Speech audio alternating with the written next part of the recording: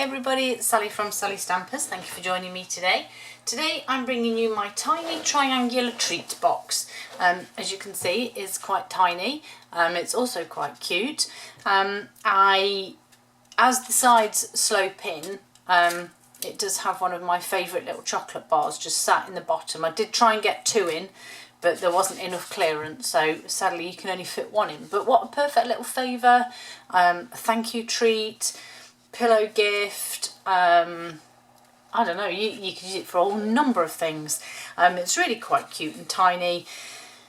And I do miss my layering punches, I have to admit, but thankfully the beautiful shapes dies do actually layer. And you get these small ones, so other than getting my layering circles out all the time, these work really well. And obviously they have, I think it's hexagons as well, so I went with a circle just because why not. So to start off with, you need a piece of card that is 8 1/4 by 5 inches, and that is 21 by 21 by 12.5 centimetres. On the short side, we're simply going to score at 2 4 inches, which will be 5 and 10 centimetres. Then we're going to rotate it anti-clockwise, and we're going to score at 2, 4, 6 and 8. 5, 10, 15 and 20. And then just on this first section here, I'm going to just not mark on the front, but on that, so just after the second score line, I'm going to mark at 1 inch there and 5 inches here, and that will be 2.5 and 12.5 centimetres. If I just bring that up, there we go. So you can just see just underneath that score line, I've just made that mark. And the reason for that, excuse me, is dreaded ruler time. We're just going to score from that mark down to either corner, and this is obviously where we get that triangle sloping sides. So just do that on both of those squares.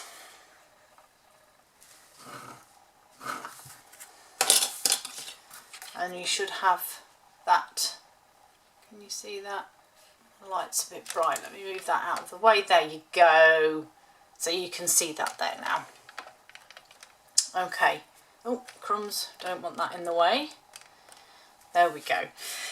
Fold and burnish. Favourite part. Because this is when things start to take shape and look like they actually mean something. Tiny little bit here, and then we're going to cut the bottom sections here. So I'm just going to cut up each section across the bottom and get rid of this thin section here.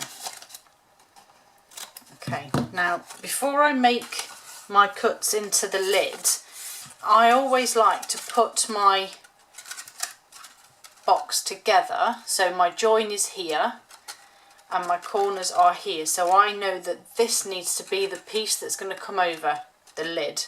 So that piece is the piece I need to keep, so I need to cut down the side there, get rid of that thin strip, tuck that under and get rid of all the rest.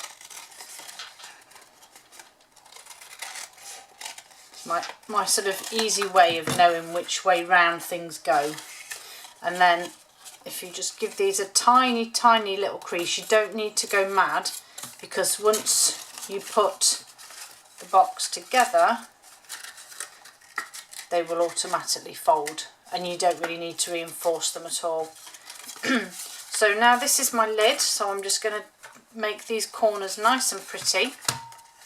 So I need to tuck this section under here and get the right part. So this is my detailed trio punch. That's not quite right. Let me do that again. That's better. And then this side again, I'm just going to tuck that under. Make sure it's sort of straight in that corner, and that will give you that nice finished edge.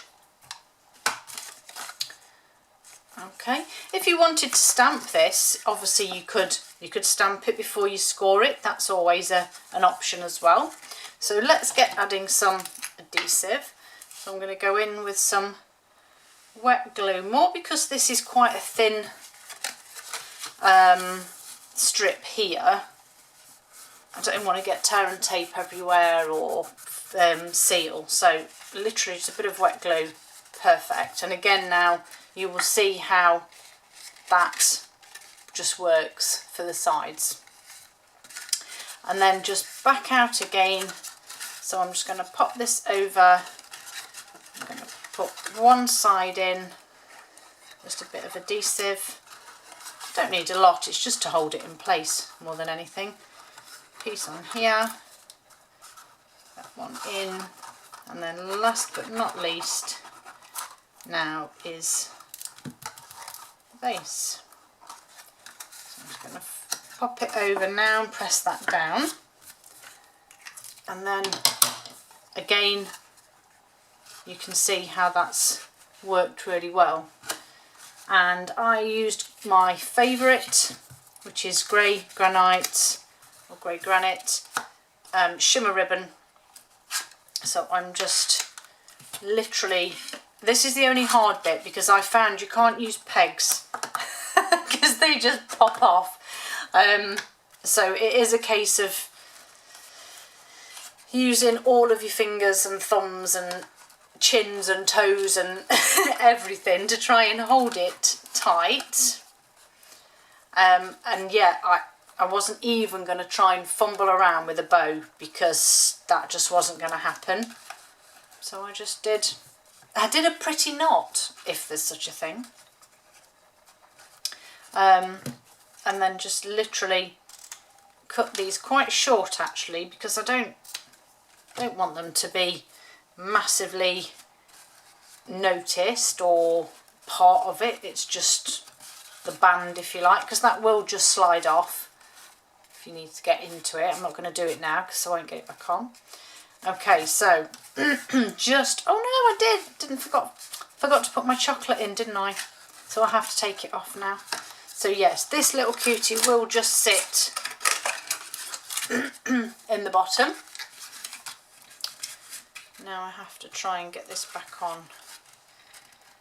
Oh, look at that. Looks on my side today.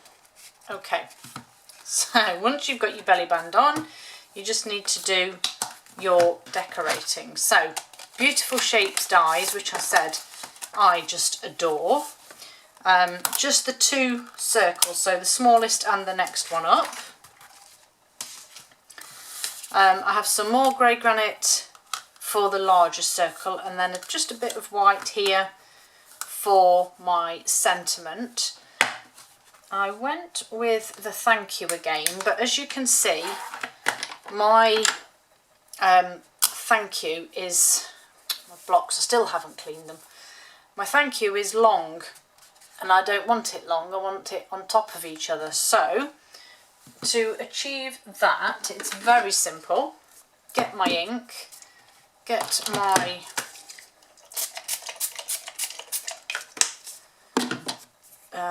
stamp and scrub. So because they're photopolymer, it's really easy to see through, and so all I'm inking up here on the edge of my ink pad is the word thank. So if you can see, that's just the bit that's got ink on it. So I'm just going to stamp that onto there. Give it a real good clean, and if needs be, stamp it a few times on some scrap just to make sure it is clean.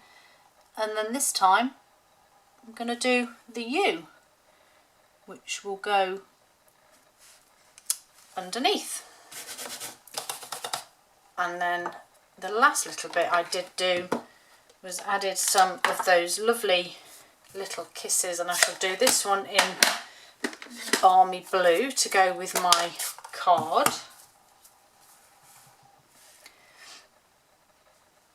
And I purposefully did them sort of over the word just because they won't fit either. And then just grab my mini boss, which you will be pleased to know has new plates. Woohoo! They're already used quite a bit, but yes, new plates, how exciting. Okay, so this is really close to being it's just big enough. You know, I'm not going to throw this scrap of white away when it's perfect for my sentiment. So run these through. I haven't oiled it. I changed the plates, I haven't oiled it. So I still have that delightful squeak. Okay, let's take them out. Put those over there. Okay, so dimensional on the back of here, which will go onto this one, and then these two that I'm going to use now will go either side of the ribbon. So I need to make sure that my sentiment is the correct way, and then that I've got them enough space for clearance of the ribbon. And then the final way I get this on is I make sure that my ribbon is in the centre and I push my dimensionals up against the lip of the lid. Then I know when I pop it on, slightly wonky, that it's not going to get in the way of the lid. And that's it. Those are my tiny triangular tree boxes. How cute! Thank you for joining me. See you all again very soon. Bye.